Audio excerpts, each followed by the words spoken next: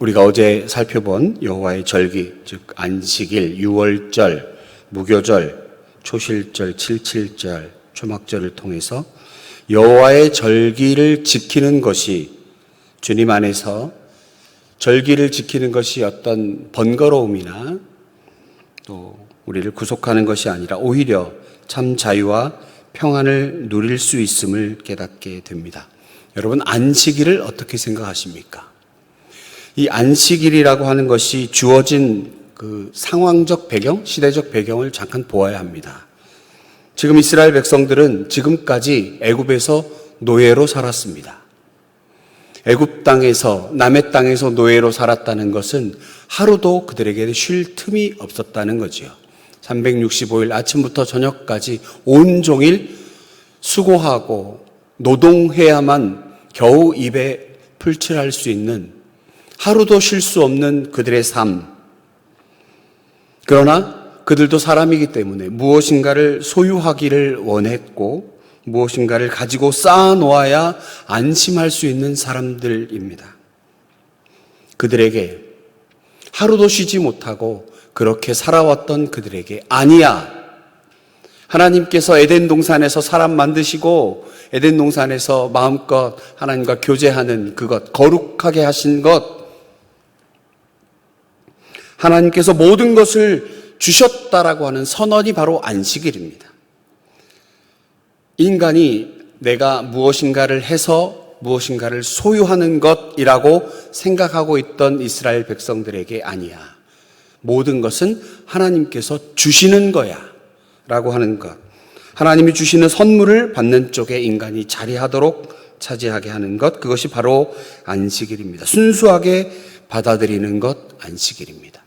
10계명이 4계명까지는 인간과 하나님과의 관계, 그리고 5계명에서 10계명이 사람과 사람과의 관계라면 하나님과 사람과의 관계를 이어주는 4계명이 안식일을 지켜라 라고 하는 것이라면, 하나님과의 관계를 4가지 계명을 지킴으로 하나님과의 관계에서 온전하여지면, 그리고 나서 인간과의 관계, 즉 수직적인 관계와 수평적인 관계를 이룰 수 있는 것, 그것의 연결고리가 바로 안식일이라고 하는 것이죠.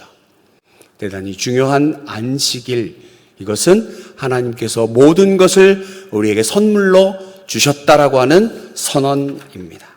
그리고 오늘 하나님 임재의 상징인 성막에서 지켜야 할 여호와의 규례에 대해서 1절부터 9절까지, 그리고 10절에서 마지막 절까지는 하나님의 이름을 모독한 자에 대한 처벌 규정과 이웃에게 해를 주었을 때 배상하는 규정에 대해서 언급하고 있습니다. 여러분, 먼저 1절과 2절 함께 묵상하겠습니다. 여호와께서 모세에게 말씀하여 이르시되 이스라엘 자손에게 명령하여 불을 켜기 위하여 감람을 찌어낸 순결한 기름을 내게로 가져오게 하여 계속해서 등잔불을 켤지며 성소의 등잔불을 꺼뜨리지 말아야 한다고 말씀하십니다. 성경에서 기름은 대단히 귀하고 가치 있는 것을 의미합니다. 메시아, 그리스도의 의미가 기름 부은 자, 기름 부음을 받은 자라는 뜻, 그 안에서도 확인할 수 있습니다. 구약시대 제사장이나 왕, 선지자처럼 하나님께 구별된 사람들은 기름 부음을 받았습니다. 기름 부음을 받았다라고 하는 것은 하나님께서 그와 함께 하신다는 임재를 상징적으로 보여주는 말씀입니다. 얼마 전에도 우리와 함께 찬양 집회를 했던 어노인팅이 바로 하나님께 기름 부은 자. 그러므로 기름을 채운 등잔불을 꺼뜨리지 않고 밝힌다는 것, 날마다 하나님의 임재 안에서 살아야 하는 것을 의미합니다. 바라건대 우리 모두가 오늘 하루도 하나님의 임재 안에서 하나님 주시는 귀한 은혜로 주께서 주시는 등잔불을 꺼뜨리지 않는 우리가 되기를 간절히 소망합니다. 여러분, 그런데 이 기름을 그냥 기름이라고 하지 않고 감람을 찌어낸 순결한 기름이라고 명시하고 있습니다. 말씀을 묵상하며 이 단어가 왜 이렇게 저의 마음을 찌르는지 모르겠습니다. 그냥 감람류를 가져오라 하지 않고 감람을 찌어낸 순결한 기름을 가져오라고 말하고 있습니다. 감람류를 만들기 위해선 올리브 열매를 따서 그것을 그릇에 담고 찢고 빻아야 기름이 나오지요. 그런 마음으로 하나님을 예배하라는 것입니다. 무슨 뜻일까요? 날마다 나 자신을 부인하는 삶, 나를 찢고 으깨고 빻아야만 고운 기름을 만들듯이 주님 안에서 새로운 존재로 날마다 거듭나야 한다는 것입니다. 감람을 찌어낸 순결한 기름, 우리는 그저 오래된 기름, 묵혀있는 그런 기름, 그런 마음으로 하나님께 예배합니까? 아니면 갓 감람을 찌어낸 나 자신을 다 으깨고 뭉개고 그러한 모습으로 하나님 앞에 서게 됩니까? 나를 방아에 넣고 찢고 으깨고 하는데 어디 자랑할 때가 있겠습니까? 그저 죄인된 나의 모습, 겉으로는 거룩한 채 그렇게 했지만, 그렇게 살지만, 그런 우리에게 하나님 말씀하십니다. 나를 으깨고 짓이겨서 나의 못난 자아는 소멸하고 오직 은혜로 주 앞에 설 수 있음을 감사할 수밖에 없는 예배자의 모습, 하나님이 원하시는 모습입니다. 감람을 찌어낸 순결한 기름을 가지고 하나님 앞에 나와 예배하는 예배자의 모습, 우리 모두의 모습이 되기를 간절히 소망합니다. 5절에서 9절까지 여호와 앞에 진실한 떡에 대한 규례입니다. 너는 고운 가루를 가져다가 떡 12개를 굽되 각 덩이를 10분의 2 에바로 하여 여호와 앞 순결한 상 위에 두 줄로 한 줄에 6씩 진설하고, 빛과 진리이신 하나님을 상징하는 등불, 떡은 생명의 빵이신 예수 그리스도, 즉 주님의 말씀을 의미합니다. 이 12개의 떡, 매 안식일마다 새롭게 만들어 진설하라고 말씀하셨습니다. 매 주일마다 생명의 말씀을 준비하듯이 우리 또한 매 주일마다 하나님께서 주시는 말씀을 받아 그 말씀으로 한 주간을 살아야 합니다. 새벽 예배 우리가 함께 말씀을 묵상하고 또 준비된 말씀을 통해서 도전받고 이 귀한 말씀을 가슴에 새기고 하나님 앞에 참으로 주님 주시는 은혜로 하루를 살아내는 것처럼 날마다 우리가 주님 주시는 말씀으로 한 주간을 살아내기 원합니다. 작심삼일, 그것이 참 귀하다고 말씀드렸죠. 올 한 해는 내가 성경 일독을 하리라. 그런데 벌써 3일이 지난 지 한참 됐습니다. 오늘부터 다시 하면 또 3일 됩니다. 성경 통독 우리 유튜브에도 잘 올라와 있는 목사님 말씀이 들려져 있는 성경 통독, 여러분 진도에 따라서 듣는 것도 좋고 내가 정한 그 기준에 따라서도 좋고 하나님 말씀을 날마다 묵상하는 우리들 간절히 되기를 소망합니다. 여러분, 그리고 두 줄로 진설된 떡의 각 줄 위에 정결한 유향을 두었습니다. 여러분, 유향하면 우리 동방 박사들이 예수님 찾아와서 드린 선물이 기억나지요. 예물이 기억나지. 유황, 그것은 불 위에 놓고 피우면 향기로운 냄새를 풍깁니다. 유황의 연기는 부정적인 주변 환경을 정화시키는 기능도 있지요. 유향을 화제로 드리는 것, 하나님의 말씀을 먹고 그 말씀대로 살아가는 성도의 삶, 언제나 주변 환경을 정화시키고 향기로운 냄새를 풍기는 아름다운 삶이라고 하는 것입니다. 우리 몸이 성전임을 잊지 말아야 합니다. 내 안에 감람을 찌어낸 순결한 기름으로 등잔불을 밝혀야 합니다. 그리고 날마다 주시는 생명의 말씀을 받아 먹음으로 우리 주변을 정화시킬 뿐 아니라 주님 향기를 뿜어내는 아름다운 삶을 살아야 합니다. 그럴 때만이 주의 능력 날마다 경험하며 살 수 있지 않겠습니까? 주일 말씀의 은혜를 받고 예배를 통해 회복을 경험한 우리의 삶이 왜 이렇게 변하지 않을까요? 성도들의 삶은 주님 말씀 듣고 예배할 때의 모습과 마음과 왜 성전 밖에서 우리의 삶의 모습이 변하지 않을까요? 오히려 주를 모르는 사람보다 더 비열하고 더 비윤리적이고 서운한 것도 많고 속상한 것도 많고 남과 비교해서 눈에 거슬리는 것이 있으면 참지 못하고 쏘아붙여야만 속이 시원하고 입으로 사랑을 말하지만 교회 안에서조차 들은 말씀과는 전혀 다른 삶을 살고 있는 우리의 모습도 간혹 보이지 않습니까? 왜 그럴까요?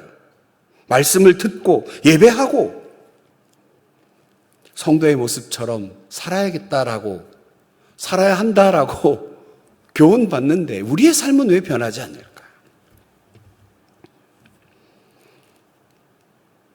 감람을 찧어낸 순결한 기름이 왜 필요한지를 다시 한번 묵상하게 됩니다.